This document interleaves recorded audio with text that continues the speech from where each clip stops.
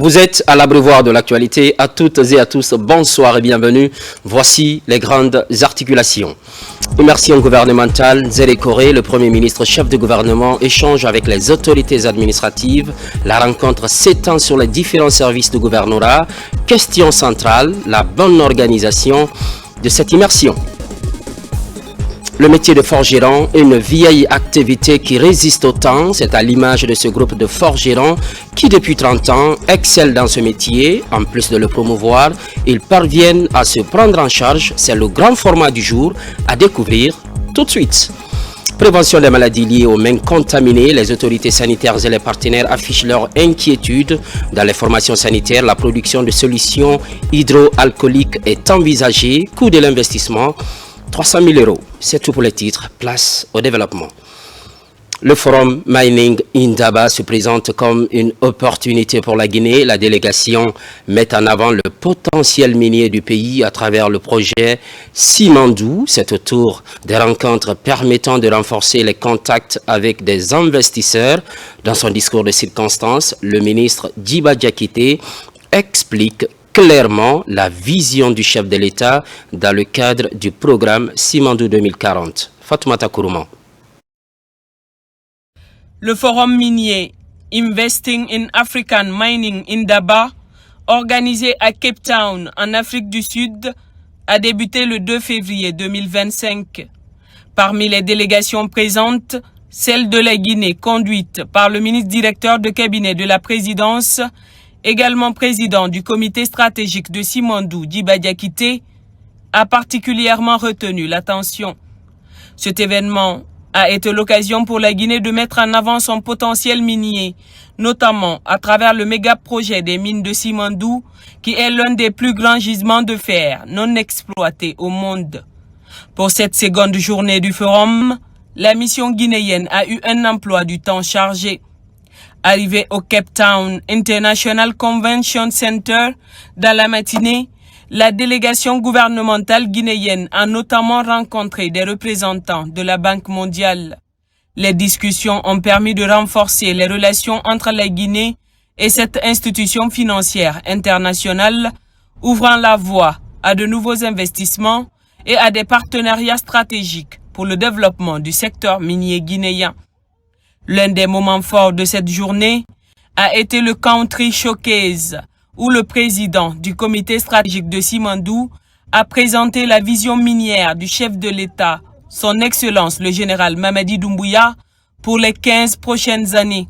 He and his colleagues in government and President Doumbouya have set out for the nation.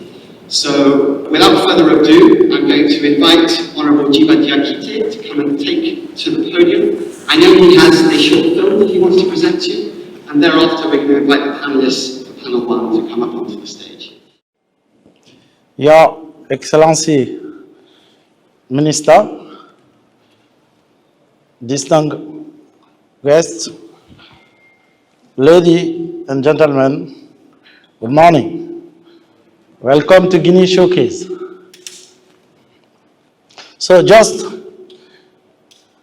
before we start the showcase, let me show you a short presentation of Simandou 2040, the Sustainable Social Economic Development Program of Republic of Guinea under the strong leadership of His Excellency General Mamadi Doumbouya. Please.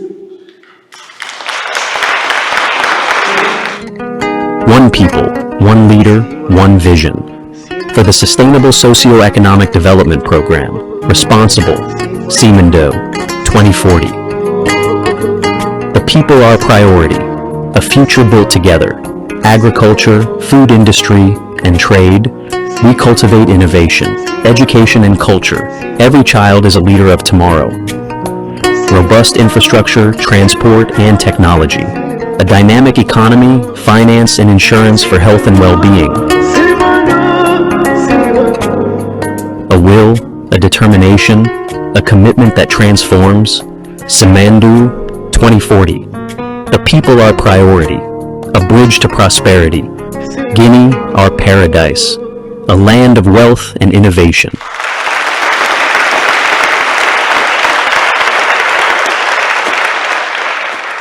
Cette présentation a suscité un vif intérêt parmi les participants, soulignant l'engagement de la Guinée à devenir un acteur incontournable dans le domaine minier. Le ministre Djiba Diakité a également mis en avant la richesse de la Guinée en soulignant que le pays détient une grande part des réserves mondiales de fer de qualité. Cette position stratégique renforce l'importance de Simandou sur la scène internationale avec des retombées économiques significatives pour le pays. Ce projet comprend 4 composantes, à savoir les mines, le chemin de fer multi-usagé de plus de 650 km, le port minéralier et commercial multiservice et multi-usagé, ainsi que l'acierie.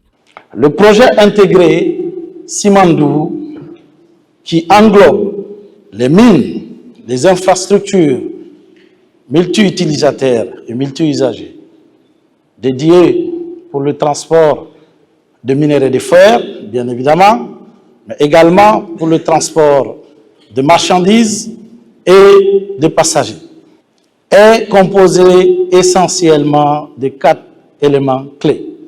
Donc, nous avons les mines des partenaires comme Rio Tinto et son partenaire Chinalco, les mines de Bao et son associé Winning Consortium de Simandou. C'est le premier composant de Simandou. Le deuxième composant, c'est les rails qui sont multi-utilisateurs, multi-usagers. Un corridor de plus de 600 km qui transportera les minerais de fer, mais également les marchandises et les passagers. Le troisième composant, c'est le port minéralier, mais également le port commercial, qui aussi multi-utilisateur et multi-usagers. Le quatrième et le dernier composant du projet Simandou, c'est l'acierie, pour la transformation locale du minerai de fer en République de Guinée. Mais Simandou est bien plus qu'un projet minier pour l'État guinéen. C'est un véritable catalyseur pour accélérer la transformation structurelle de l'économie guinéenne. Le projet Simandou inclut la construction de chemins de fer multi-usagers de plus de 650 km et nouveaux ports serviront de plaque tournante logistique vitale stimulant la croissance économique de la Guinée et l'intégration sous-régionale, voire continentale. C'est pourquoi le chef de l'État, le général Mamadi Doumbouya, a initié l'élaboration d'un programme de développement socio-économique, durable et responsable. Les deux mots sont extrêmement importants pour nous. La durabilité et la responsabilité pour les 15 prochaines années, dénommées Simandou 2040. Les revenus générés par le projet Simandou seront stratégiquement alloués à 5 piliers clés visant à améliorer la vie et le bien-être de la population. Nous avons le pilier 1, l'agriculture, l'industrie alimentaire et le commerce. Le pilier 2 de ce programme stratégique pour les 15 prochaines années, c'est l'éducation et la culture. Intégrer notre culture dans les stratégies de l'éducation de la République de Guinée. Le troisième pilier, c'est les infrastructures, les transports et les technologies. Le quatrième pilier, bien évidemment, c'est l'économie, la finance et les assurances. Et le dernier, le cinquième pilier du programme Simandou 2040, c'est la santé et le bien-être. En réalité, nous avons fait un programme stratégique par des choix pragmatiques en ligne avec les réalités de notre pays. Notre premier objectif, c'est d'abord de s'occuper du ventre des gens, avec l'agriculture, l'industrie alimentaire et le commerce. Ensuite, on s'occupera de la tête des gens, avec l'éducation et la culture. Ensuite, on s'occupera de leur mode de vie, à travers les infrastructures, les transports et les technologies. Mais bien évidemment, on s'occupera de leurs poches également, avec l'économie et la finance et l'assurance. Et tout ça pour le bien-être et la santé de notre population. La réussite de Simandou est le résultat de la volonté politique du président Mamadi Doumbouya qui a su rassembler de grandes entreprises mondiales autour d'un projet commun fondé sur le respect mutuel et l'esprit gagnant-gagnant. Les grands partenaires tels que Rio Tinto Simfer, Baou et WCS sont des acteurs clés dans la réalisation de cet ambitieux projet, témoignant de la confiance placée dans le potentiel de la Guinée. La réussite du projet Simandou est avant tout le fruit de détermination, du leadership, de l'immense capacité du chef de l'État, son Excellence, le général Mamadi Doumbouya, à mettre les partenaires ensemble, même avec des intérêts financiers divergents, pour faire du co-développement un impératif qui repose avant tout sur une collaboration intelligente, qui repose également sur une confiance mutuelle, dont la clé est la mutualisation des coûts et le risque dans l'intérêt de toutes les parties prenantes, dans un esprit gagnant-gagnant. La réussite du projet Simandou est également le fruit de la rigueur exercée par le comité stratégique de Simandou pour s'assurer de l'effectivité de l'implémentation, de la mise en œuvre du co-développement en garantissant les intérêts de tous les partenaires industriels du projet Simandou. L'aboutissement du projet Simandou, c'est également l'engagement ferme des grands partenaires industriels comme Rinto, comme Chinalco, Bao, Winning Consortium Simandou, pour le respect structuré de l'engagement contractuel pour livrer le projet Simandou dès la fin de cette année. Mais également l'engagement ferme de commencer la commercialisation du minerai de fer de classe mondiale dès l'année 2026. Avec, dans un premier temps, dès la première année, environ 60 millions de tonnes qui sera transportées. Et la deuxième année, on passe à 120 millions de tonnes. Les infrastructures de Simandou sont designées pour supporter jusqu'à environ 160 millions de tonnes dans la régime croisière. La Guinée est à l'aube d'une nouvelle ère de prospérité et de développement durable, je vous le confirme. Avec le projet Simandou comme moteur et le programme de développement Simandou 2040 comme guide, nous sommes en train de transformer notre richesse minérale en un héritage durable pour les générations à venir, passionnante pour le bénéfice de la Guinée, de l'Afrique et du monde entier.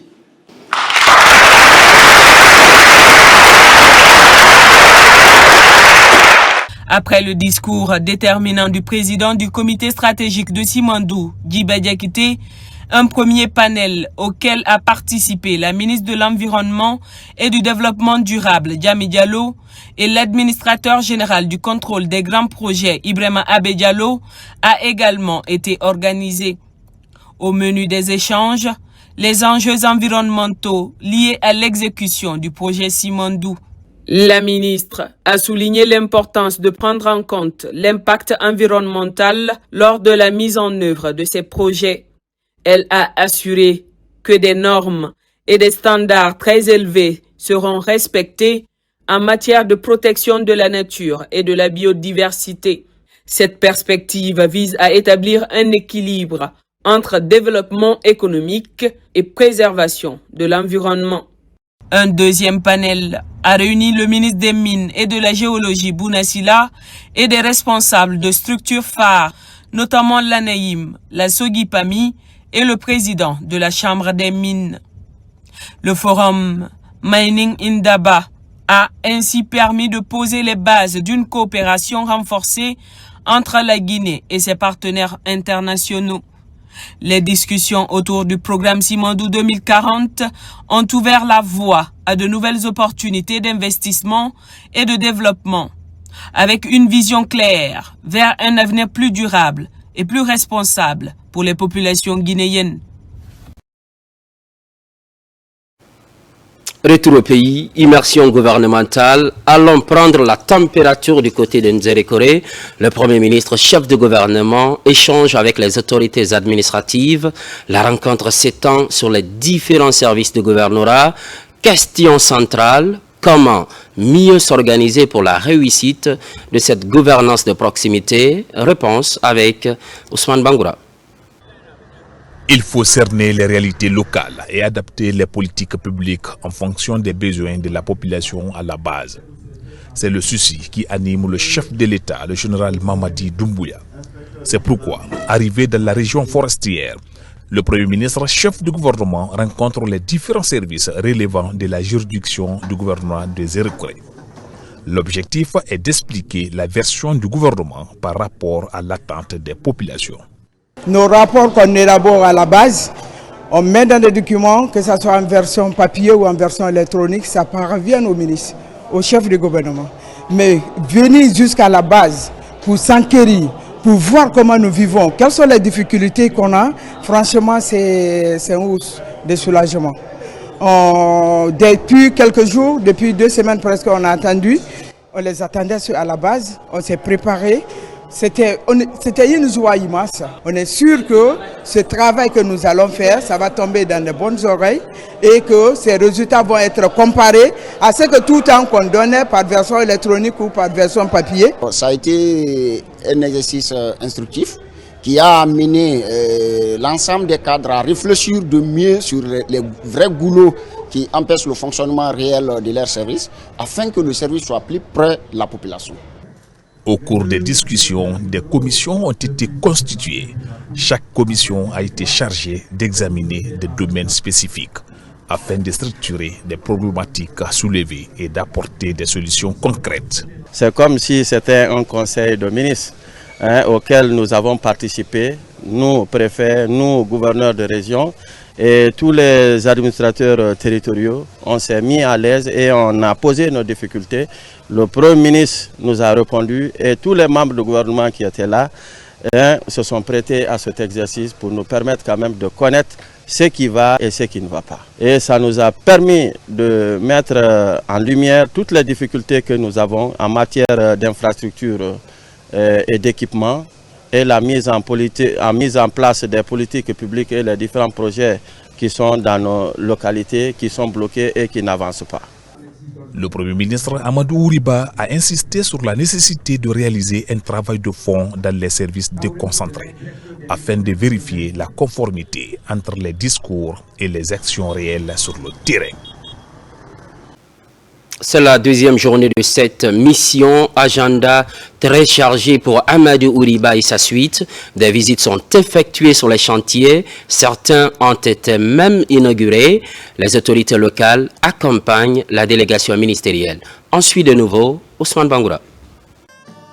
Ce jeudi, l'équipe du Premier ministre a débuté sa journée d'activité par la visite au camp militaire Bianzin. Ici, cette forte délégation est reçue avec tous les honneurs militaires. Amadou Ouriba a saisi l'occasion pour inviter les hommes en uniforme à resserrer les rangs afin d'assurer efficacement la sécurité de la patrie. Vous avez une mission de ce point de vue encore très importante. La question de la stabilité institutionnelle de ce pays. Comme le président de la République l'a dit, l'année 2025 est une année électorale. Électorale, le référendum constitutionnel, les élections présidentielles, législatives, communales et régionales pour restaurer l'ordre constitutionnel. L'ordre constitutionnel, c'est une propriété de tous les Guinéens. Ce n'est pas une partie de la Guinée contre l'autre partie de la Guinée. Ce n'est pas arraché à des éléments des forces de défense et de sécurité leurs attributs dans le cadre d'une période de transition. Mais tout au contraire, la future réalisation du retour à l'ordre constitutionnel, c'est de faire en sorte que civils, militaires et même ceux qui aiment la Guinée et qui ne sont pas guinéens trouvent un pays stabilisé, un pays réconcilié, un pays institutionnellement solide, parce que c'est à partir de là que nous pourrons créer les conditions les plus idoines pour le développement économique de ce pays, pour la lutte contre la pauvreté. Du camp, Amadou Ouriba s'est rendu à l'université de Zérékoué pour inaugurer un bâtiment R+1 devant servir d'amphithéâtre de 400 places. Étudiants, enseignants, chercheurs et encadrement fortement mobilisés pour venir écouter les autorités. Occasion pour le ministre de l'Enseignement supérieur, de la Recherche scientifique et de l'Innovation de rappeler les initiatives apportées par le président de la République, le général d'armée Mamadi Doumbouya. Aujourd'hui, nous mettons à la disposition de l'Université de Zérékoué 400 places qui vont permettre d'organiser des cours magistraux, mais aussi d'autres événements liés à la vie académique à l'intérieur de l'université. Monsieur le Président de la République a d'abord initié une loi qui a permis d'améliorer la gestion des institutions, des établissements publics à caractère scientifique qui prennent en compte donc les universités. Une amélioration de la gouvernance avec la possibilité de mettre en place des conseils d'administration gérés par de tierces personnes qui ne sont pas forcément de l'administration publique et qui vont participer à une amélioration de l'autonomisation des EPS. Toujours dans les locaux de l'université, une action forte contre les mutilations génitales féminines en Guinée est organisée par la ministre de la Promotion féminine, de l'enfance et des personnes vulnérables.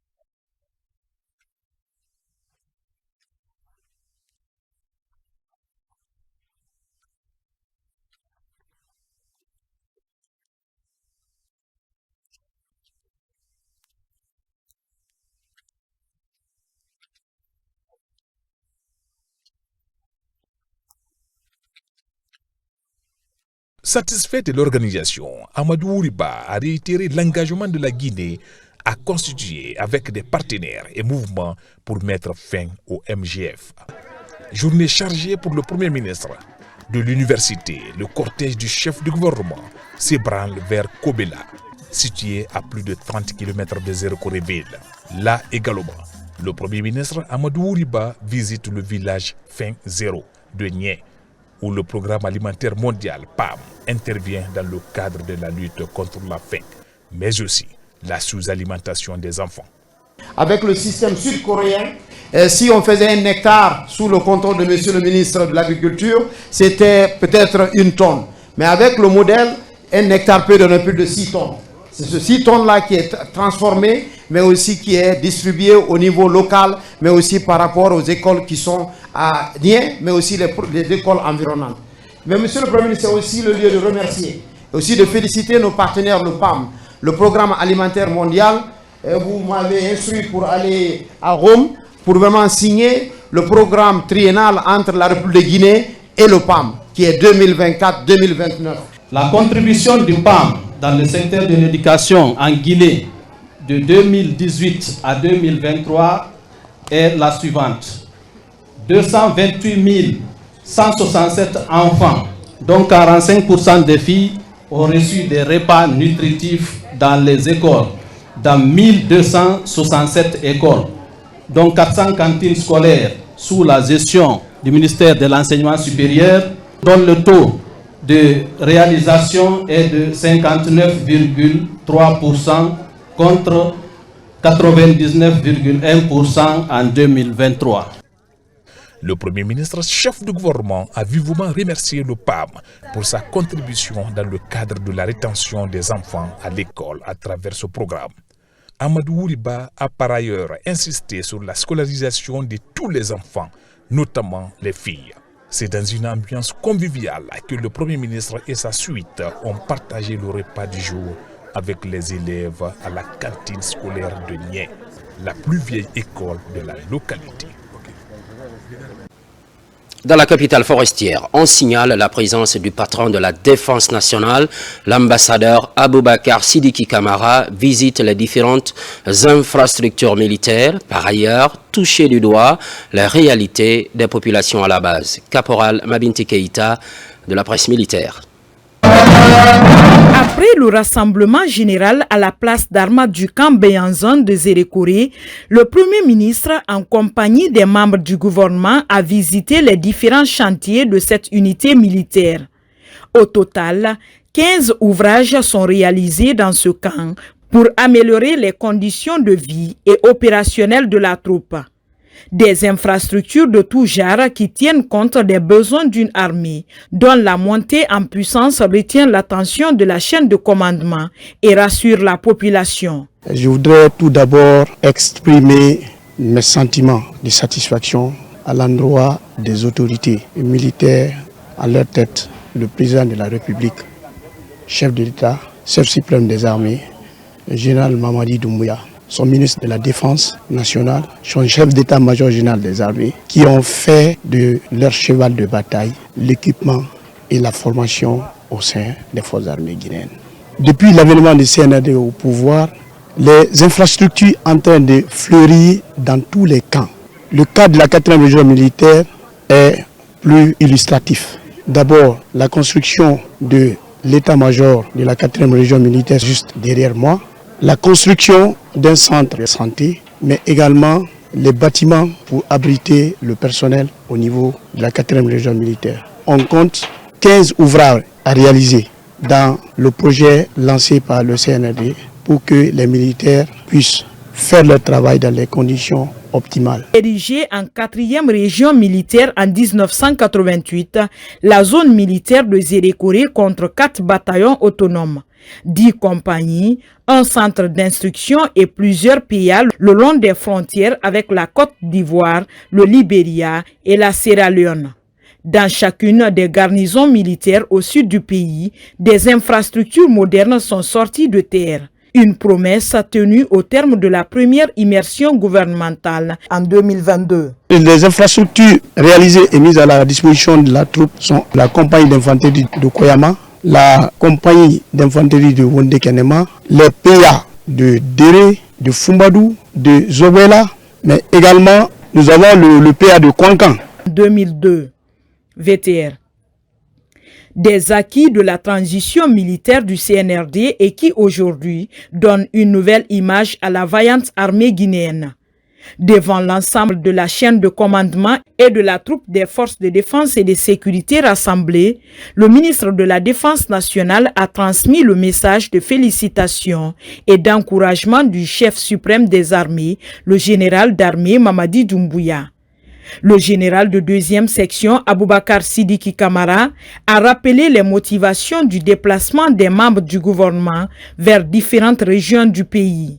Pour lui, c'est une instruction du président de la République à aller à la rencontre des populations civiles et militaires à la base pour une prise en compte effective de leurs préoccupations.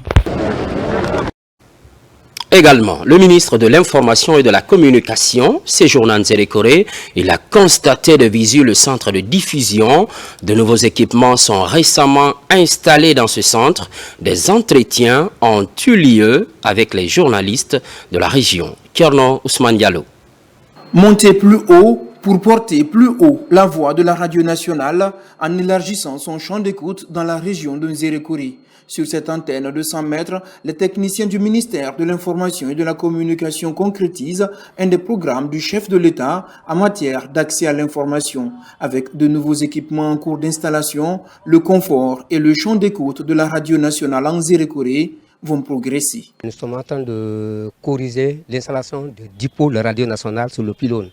Parce que les anciens dipoles, le niveau était très bas par rapport aux autres dipoles de la radio rurale et de la radio RFI. Donc, sous l'instruction du ministre, on a demandé à ce que les dipoles de la radio nationale soient au même niveau que les autres dipoles de la radiodiffusion. Donc, on est en train de remplacer les dipoles de 50 mètres avec un dipôle de 100 mètres pour que les dipoles de la radio nationale soient au même niveau que les autres. En Zérekoré, de nombreux investissements ont été effectués ces 10 derniers mois pour relancer la radio et la télévision nationale, à l'instar de plusieurs villes de la Guinée, conformément à la feuille de route du ministre de l'Information et de la Communication, qui, durant cette immersion gouvernementale dans la région, encourage les techniciens sur le terrain dans les sites de diffusion. À la radio rurale, le ministre de l'Information et de la Communication s'est entretenu avec les journalistes de la presse publique et privée, un moment d'échange pour mieux comprendre les différentes préoccupations et aussi inviter les hommes de presse à travailler en toute responsabilité. Le ministre, en le voyant ici dans nos locaux, ça a été un ouf de soulagement. La priorité aujourd'hui, c'est de changer le visage de ce bâtiment, de ce service. Ensuite, nous voulons aussi satisfaire toute la population des Zérekoré, surtout la région des Zérekoré, parce qu'on est une radio régionale et une radio régionale doit couvrir toute la région. Les journalistes doivent jouer un rôle extrêmement important en cette période de refondation et de rectification institutionnelle. Nous avons constaté que depuis le 5 septembre, le pays avance et positivement. Nous constatons beaucoup de changements. Mais c'est à nous, journalistes, d'évoquer tout cela. C'est à nous, journalistes, d'œuvrer à ce qui est la cohésion sociale, à ce qui est la solidarité entre les Guinéens, à ce que les Guinéens regardent dans la même direction. Parce que déjà, le président de la République, le général Mamadi Doumbouya, les actes qu'il pose, c'est pour nous. Ce n'est pas pour lui. Et c'est pour la jeunesse. Et c'est pour les jeunes d'aujourd'hui qui vont en bénéficier. Et quand on parle de Simandour 2040, c'est les plus jeunes qui vont plus tard en bénéficier. Donc ils doivent tous s'impliquer à ce que la Guinée continue à avancer avec le général Mamadi Doumbouya. En Zérekoré, le ministre de l'Information et de la Communication a aussi visité le chantier de la Direction régionale de l'Information et de la Communication. Il s'est engagé à finaliser les travaux pour offrir un cadre de travail décent aux journalistes et techniciens. Au même moment, la ministre Aminata Kaba profite de l'occasion pour procéder à la remise des attestations de fin de formation.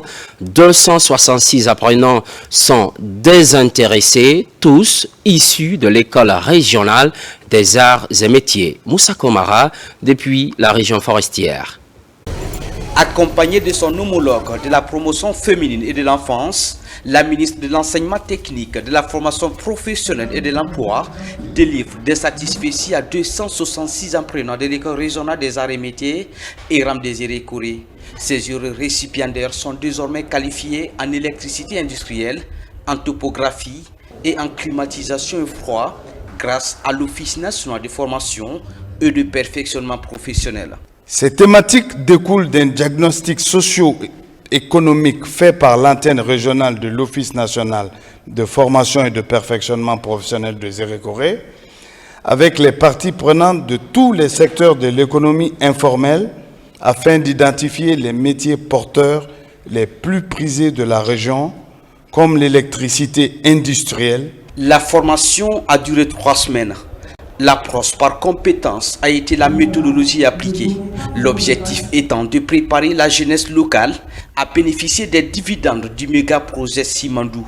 Ce projet de tous les espoirs fait rêver ses bénéficiaires qui espèrent être employés. Après cette formation, je vais travailler, je ne vais pas m'asseoir à la maison avec mon attestation. Je rêve de travailler avec oui, parce que j'ai la compétence.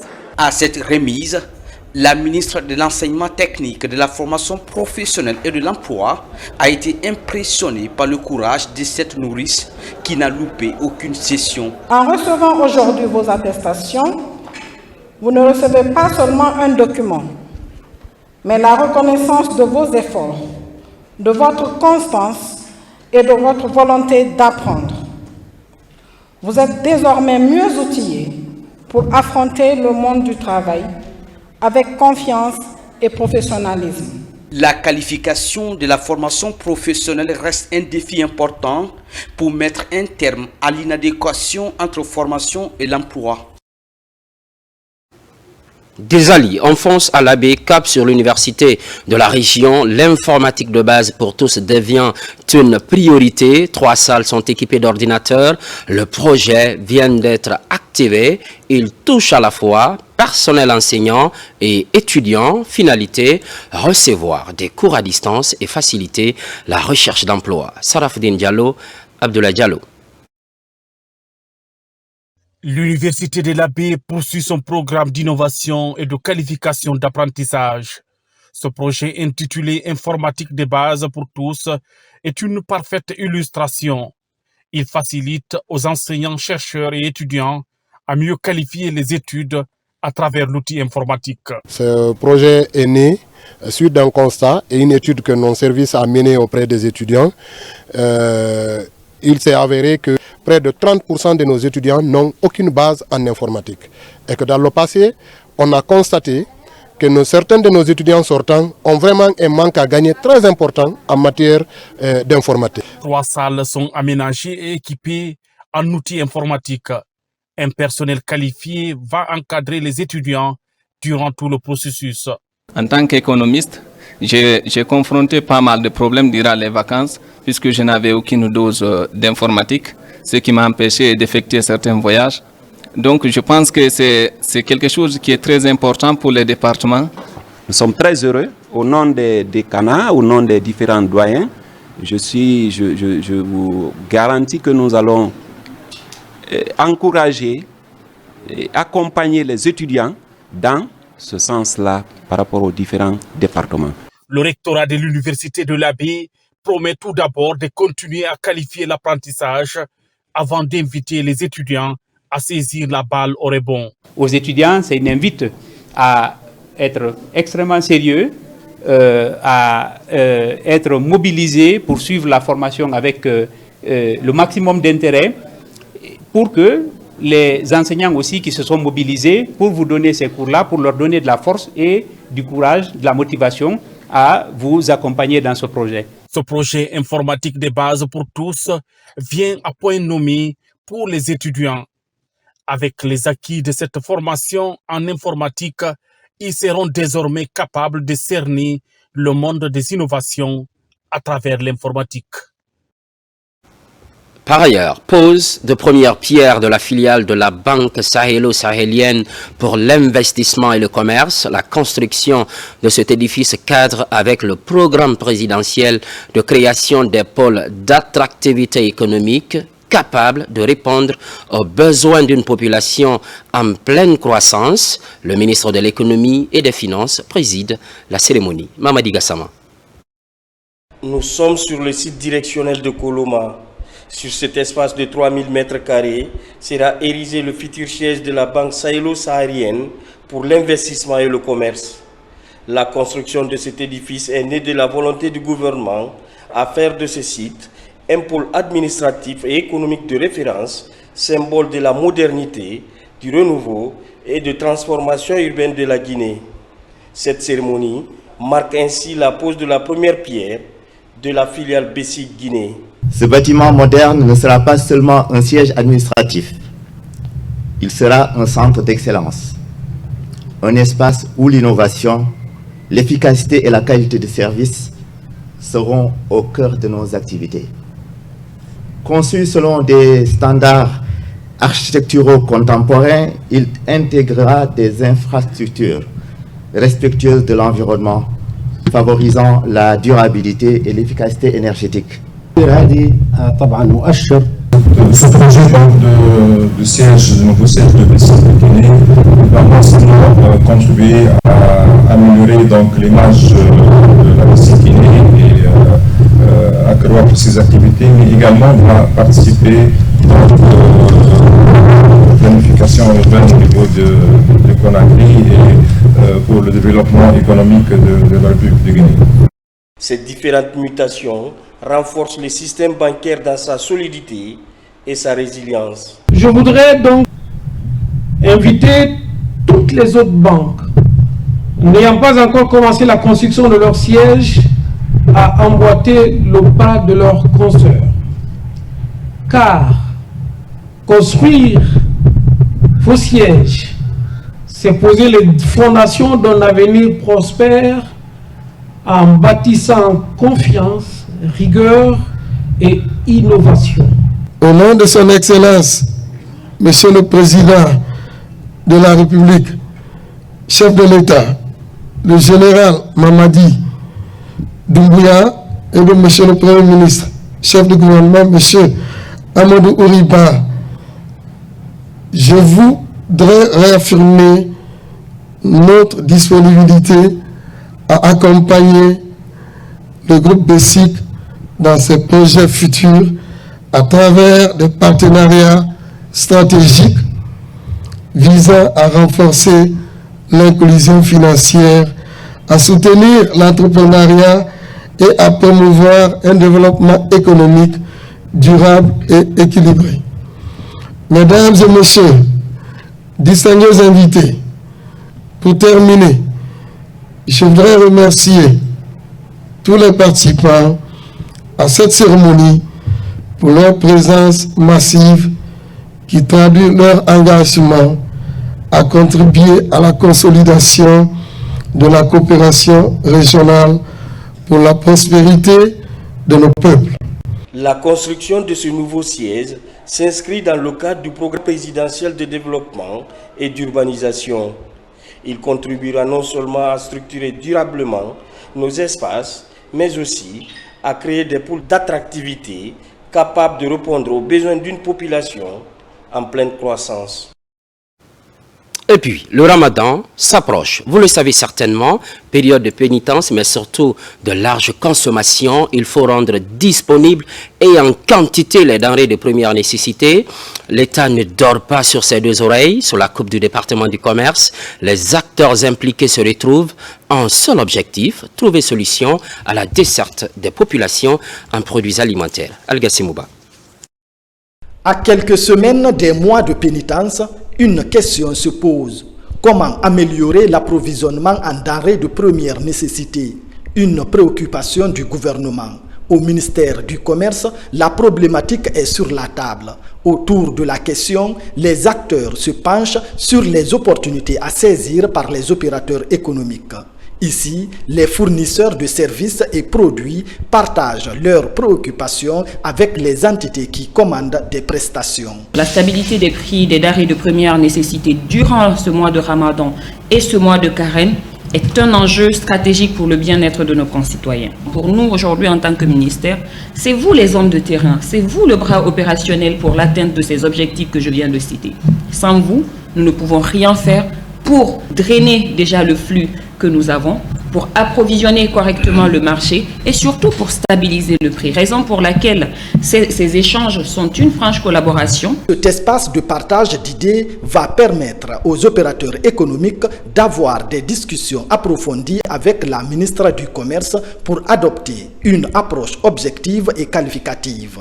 Là-dessus, la Chambre du Commerce rassure. Je suis sûr et certain que mes collègues importateurs de denrées sont là très nombreux. Le nombre qui est là, rassurez-vous que cela suffise et pour la Guinée. Et même au besoin, si vous voulez qu'ils exportent pour la sous-région, ils sont capables. Ils ont un capital de confiance assez suffisant. Ils ont une détermination assez suffisante. Donc franchement, on peut se féliciter aujourd'hui.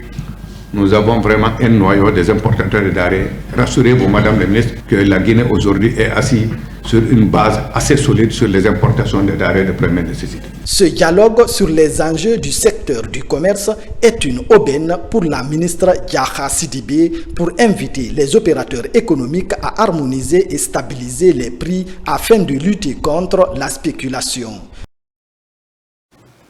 Cancan, précisément au sein des municipalités, gestion des archives et comptabilité simplifiée, receveurs, membres des délégations spéciales et généraux de la commune sont la cible.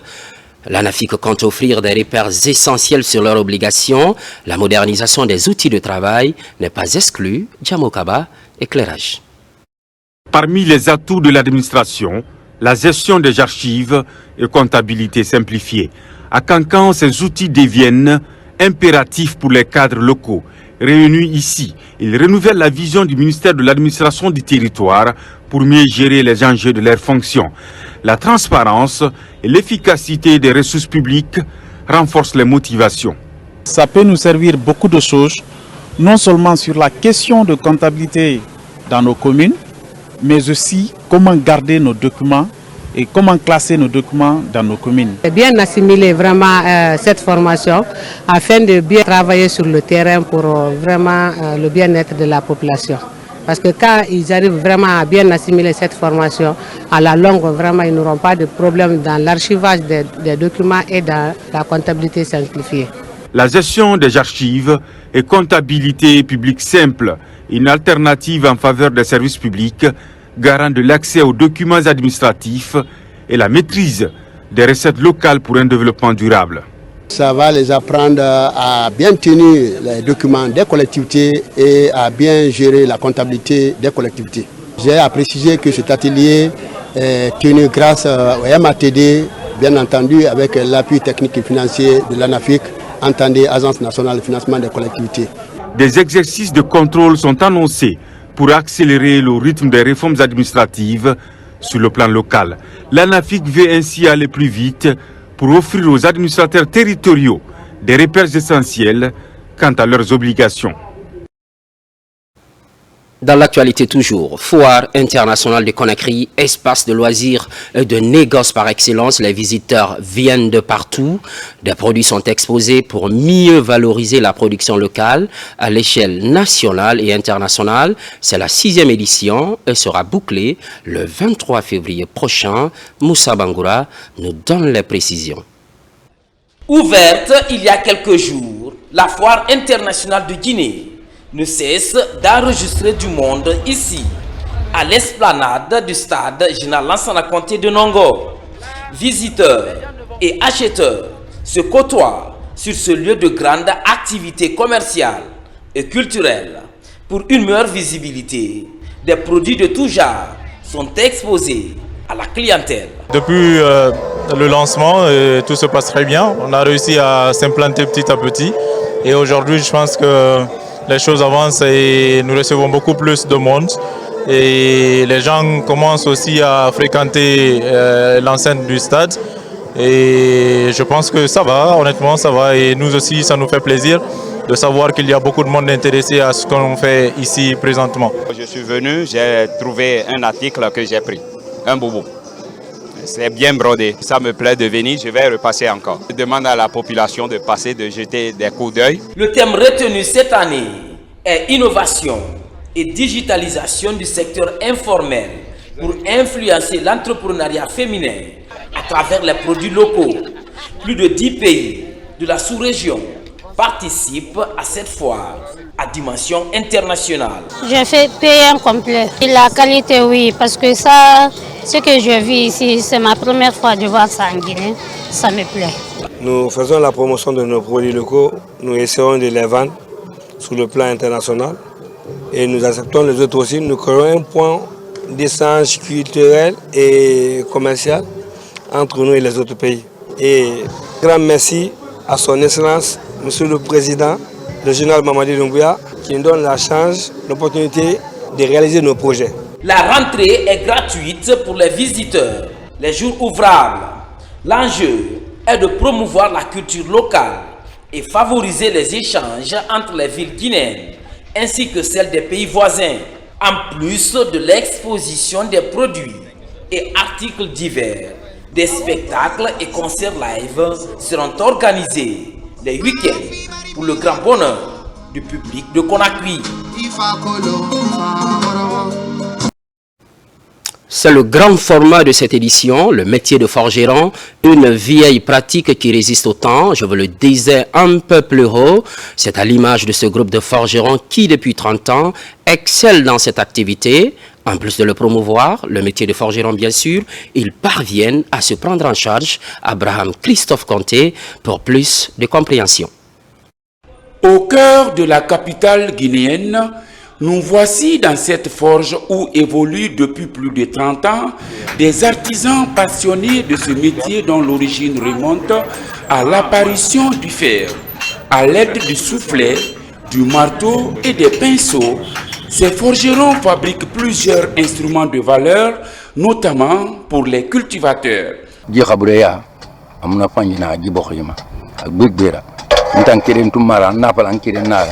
Le métier de forgeron a une importance dans ce pays. Ça nous permet de confectionner beaucoup d'articles, mais également nous traitons des maladies comme la gale sur les enfants.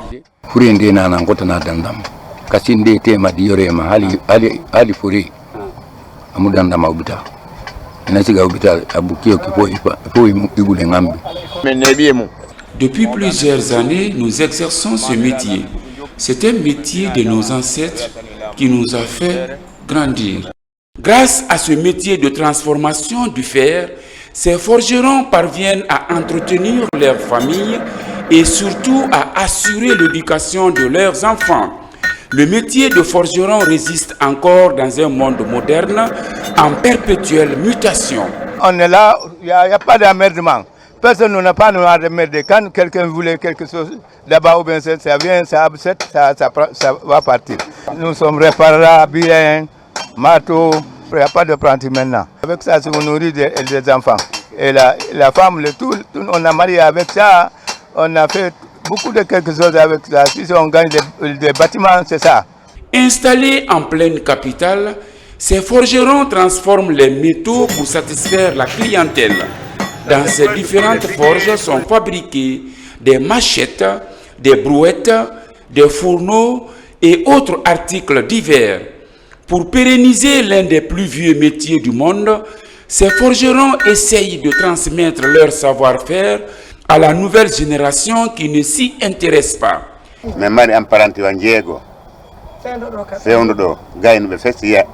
Auparavant, j'avais des apprentis. Ils sont devenus de nos jours indépendants après l'apprentissage du métier.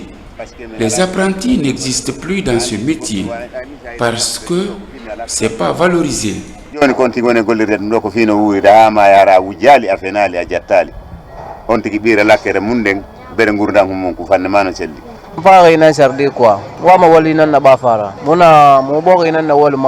Je suis venu faire l'achat de cet article.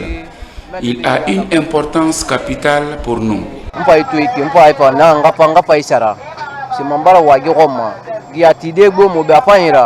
En dépit de la grande mutation technologique, notamment dans la fabrication des matériels métalliques, le métier de forgeron continue de résister au temps. Il n'y a pas longtemps encore, ce savoir ancestral était réservé en majeure partie aux familles Kanté. Malgré les difficultés rencontrées à ce jour, les plus anciens s'activent à former la nouvelle génération à travers les groupements installés à travers la capitale. Question de jeunesse. À présent, les projets d'intérêt public sont développés, mais ce n'est pas suffisant aux yeux des initiateurs. Il faut donc les soutenir, une manière d'encourager le leadership des jeunes. Moussa Bangoura. À Conakry, la Jeune Chambre internationale continue de meubler toute instance au niveau local. La démarche vise à booster le leadership des jeunes. Ici, cet exercice concerne la JCI Conakry Élite et la JCI Conakry Lumière. Les promus sont installés à l'unanimité pour un an de mandat. Le défi majeur de cette année, c'est pour le renforcement des capacités des membres, parce que qui parle de renforcement des capacités parle de la formation, qui forme et éduque, c'est éduquer nos citoyens de la base en haut et tous nos membres, et tout en impactant et en initiant les jeunes à l'entrepreneuriat afin qu'ils soient autonomes. Dans cette organisation, de nouveaux membres font également leur entrée. Tous mesurent la portée des responsabilités auxquelles ils vont s'atteler dans les jours à venir. L'année là, il faut s'attendre à plein de choses, plus de formation, plus de coaching pour améliorer l'expérience de nos membres. Le message aux nouveaux membres, c'est d'être actifs. À la Jeune Chambre, c'est en suivant les formations et les activités qu'on va comprendre la Jeune Chambre internationale. Aujourd'hui encore, Vous vous positionnez comme un véritable incubateur de talents et de solutions innovantes déterminées à façonner un avenir meilleur. À travers les actions et les valeurs qu'elle porte, la JCI Conakry Elite s'affirme comme un espace d'apprentissage, de leadership et d'impact social. La Jeune Chambre internationale met ensemble tous les jeunes du pays pour impacter les communautés. Il s'articule principalement autour du renforcement de capacités des membres sur le leadership et la responsabilité citoyenne des jeunes.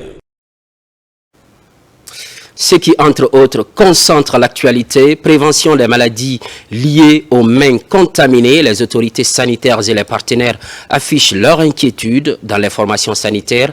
La production de solutions hydroalcooliques est envisagée. Coût de l'investissement, 300 000 €. Le business plan du projet vient d'être présenté. Mamadi Ternakamisoko. La Guinée amorce une phase importante dans la prévention des maladies contractées dans les établissements de soins. Avec l'accompagnement de l'Agence française de développement à travers Expertise France, la pharmacie centrale de Guinée va bientôt doter le pays d'une unité de production de gel et de solutions hydroalcooliques. Le business plan de cet ambitieux projet d'amélioration de la santé publique vient d'être présenté aux parties prenantes à Conakry. Les solutions hydroalcooliques depuis 2020 sont produites mais de façon manuelle, mais maintenant nous passons à la phase de la production industrielle à grande échelle de ces produits antiseptiques et qui pourra desservir tout le pays et au-delà même du pays. C'est une lueur d'espoir. Pendant le développement de ce projet, nous avons réfléchi à accompagner la Guinée, le système de santé, à mettre en place une usine de fabrication de solutions hydroalcooliques. C'est dans ce cadre-là qu'une subvention de 300 000 € a été donnée à la PCG pour la fabrication de solutions hydroalcooliques et sa distribution au kilomètre zéro dans toutes les structures sanitaires pour garantir et sécuriser les soins lors des soins dispensés, non seulement le personnel mais les malades. En Guinée, les infections associées aux soins représentent entre 10 et 25% des admissions des hôpitaux du secteur public selon les données du ministère de la Santé et des partenaires.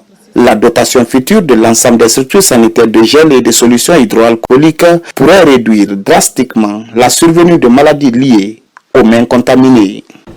Nous tendons vers l'industrialisation, une petite unité pour la production justement de ces gels hydroalcooliques. Donc c'est le lieu pour nous et au nom de Monsieur le ministre de la Santé et de l'Hygiène publique de féliciter la PCG qui n'a ménagé aucun effort pour l'aboutissement de ce processus. Cet accompagnement d'Expertise France à hauteur de 300 000 € s'inscrit dans le cadre de la mise en œuvre du projet d'appui à la maîtrise du risque infectieux dans les établissements de soins en Guinée.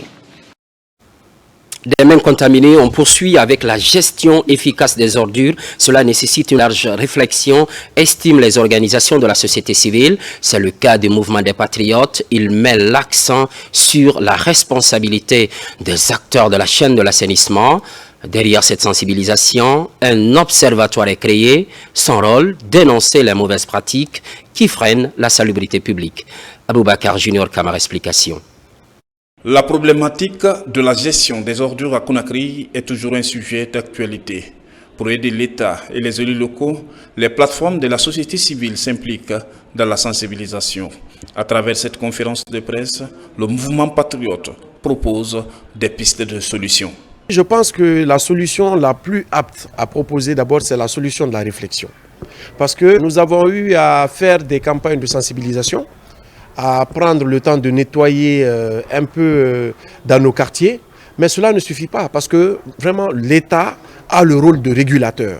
Et à ce niveau-là, c'est l'État qui doit faire des propositions d'idées, mais aussi des campagnes de sensibilisation. C'est comme ça que ça marche dans les autres pays pour que nous puissions vraiment espérer gagner la guerre de la salubrité. Pour soutenir les efforts du gouvernement, le mouvement patriote met en place un observatoire qui veille sur l'application de toutes les décisions gouvernementales et s'engage à dénoncer tous les comportements qui portent atteinte à la marche de la Guinée vers le développement. Nous avons décidé de mettre en place un observatoire citoyen. Cet observatoire jouera un rôle d'arbitre entre les dirigeants et la population. nous allons sensibiliser, expliquer. Et nous allons même au-delà, jusqu'à nous engagerons même des poursuites contre des citoyens ou des dirigeants qui refuseront, n'est-ce pas, de jouer leur rôle régalien. Après la formation des jeunes en citoyenneté et le civisme, cette structure de la société civile compte accompagner le gouvernement guinéen dans le suivi des projets et programmes de développement. Et puis, soutien au chef de l'État, la Synergie 2025 poursuit ses activités à l'intérieur du pays, à Cancan, sur initiative, bien sûr, des fils ressortissants. Elle participe à la lecture du Saint-Coran pour le vivre ensemble. Pas seulement, elle a aussi rencontré la notabilité. La suite avec Bakary Bambakonde. Dans l'arrière-pays, la Synergie Générale Mamadi Doumbouya 2025 a récemment participé à plusieurs activités sociales pour prôner la paix et le vivre ensemble, mais aussi mobiliser les Guinéens autour des acquis du CNRD. À Cancan, elle a marqué sa présence à la grande lecture du Saint-Coran, initiée par les fils de la localité, dans le but de consolider la quiétude sociale en Guinée.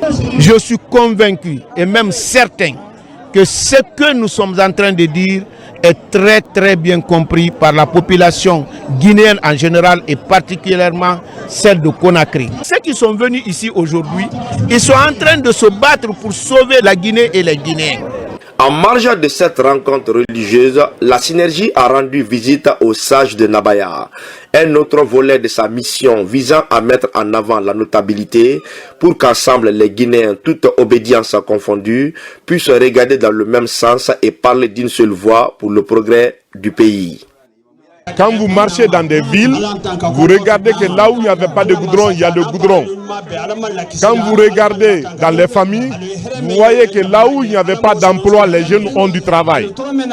Quand vous regardez dans la forêt, vous voyez que des richesses qui étaient cristallisées sont transformées en pôle de développement.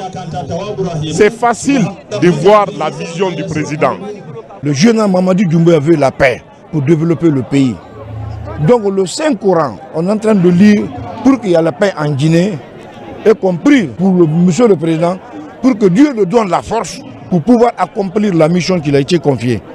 La Synergie Générale Mamadi Doumbouya 2025 envisage des initiatives similaires dans d'autres localités de la Guinée. Sa vision, rassembler les fils du pays autour des idéaux de refondation de l'État par le général Mamadi Doumbouya depuis 2021. Ce journal est préparé par l'ensemble de la rédaction, appuyé par les équipes techniques. C'est un plaisir de passer en ces 4 jours. Merci pour la fidélité et l'estime sans cesse renouvelée. Merci également d'être au rendez-vous de la Guinée, notre paradis, terre de richesse et d'innovation. À très bientôt.